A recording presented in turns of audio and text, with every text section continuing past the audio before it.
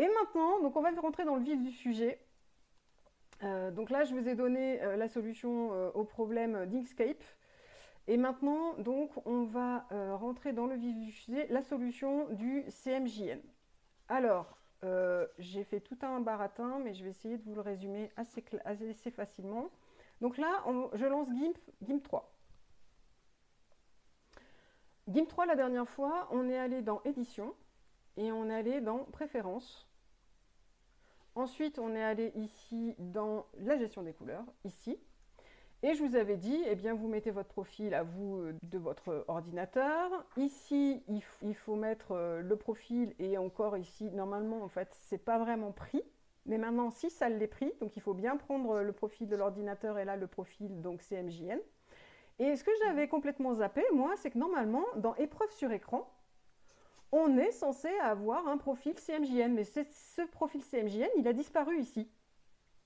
Il est normalement par défaut ici sur la version 2.10, il était par défaut ici, et là, il n'y est plus. Donc c'est logique que la simulation d'épreuve sur écran ne se fasse pas, puisqu'il n'apparaît pas ici.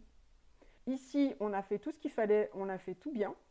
Mais en fait, ce qu'il faut savoir, c'est que maintenant, ce profil par défaut, que l'on affiche ici, je vous disais, vous prenez la couleur ici et vous affichez à ce niveau-là avec ce bouton-là, eh bien, il faut le configurer quand on ouvre un fichier.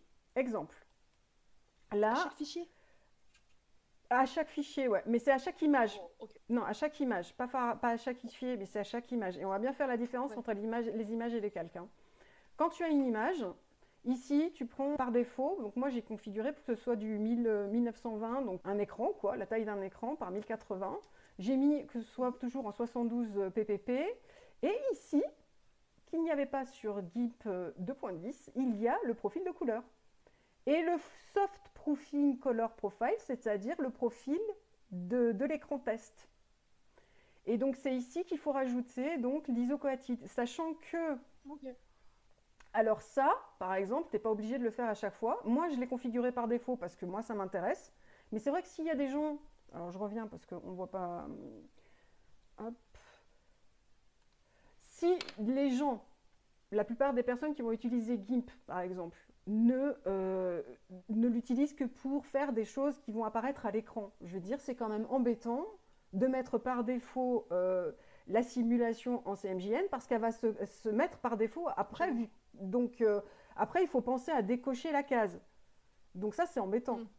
Mais si par contre vous travaillez souvent et que vous allez exporter en CMJN, si vous avez vraiment besoin souvent de la simulation, moi je le configure par défaut. Et pour le configurer par défaut,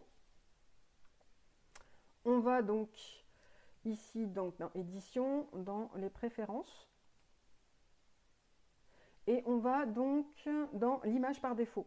C'est celle qu'on a affichée tout à l'heure. Et donc dans l'image par défaut, moi j'ai sélectionné donc 1920 par 1080 du 72 ppp. Et ici on a le soft proofing color profile. Et moi je l'ai marqué. On peut mettre aucun. C'est d'ailleurs par défaut, il est sur aucun. Mais moi j'ai mis directement en isocoatide. Comme ça, je l'ai toujours par défaut à chaque fois que j'ouvre une image. Et il y a le point noir, le fameux point noir, utilisation du point noir. Donc là, on fait valider, on fait OK.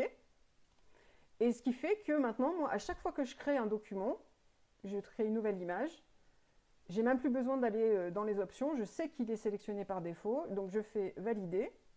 Et je vais vous faire un test. J'ai ici, parce que c'est quand même vachement pratique avec le bleu, je trouve que c'est très parlant. Donc là, j'ai fait un bleu foncé, qui n'a pas l'air foncé comme ça. Pourquoi? Parce que, justement, quand on clique ici sur la gestion, là, je suis en simulation CMJN. Donc, normalement, c'est ce que ça va donner au rendu en CMJN. Et là, si je décoche ma case, ça, c'est le bleu d'origine. Ah oui. Vous voyez la différence? Ah oui. Ah bah, Ah ouais, ouais. elle est nette, oui. Là, elle est nette. Donc, ça, c'est la chose à faire. C'est la chose à laquelle il faut penser si on veut avoir la simulation. La simulation existe. Attendez, je vais vous montrer quand même. La simulation existe, et là je suis très contente, donc je vous fais mon sourire parce que je suis vraiment très contente, mais il y a des petites astuces. Donc là c'est la première astuce, si vous la voulez vraiment, pensez à la configurer dès le départ dans les préférences. Et si vous ne la voulez pas, pensez à la mettre.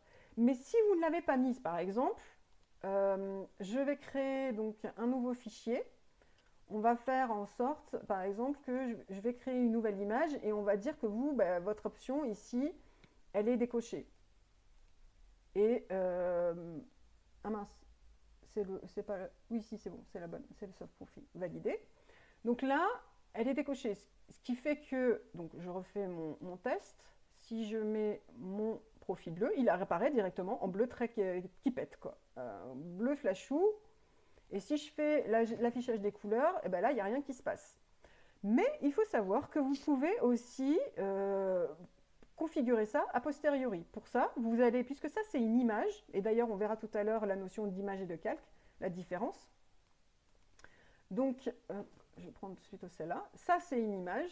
Cette image, vous allez ici, maintenant il y a des nouveaux petits paramètres qui existent ici. Vous allez dans la gestion des couleurs, et vous avez le fameux Soft Proofing File, Profile.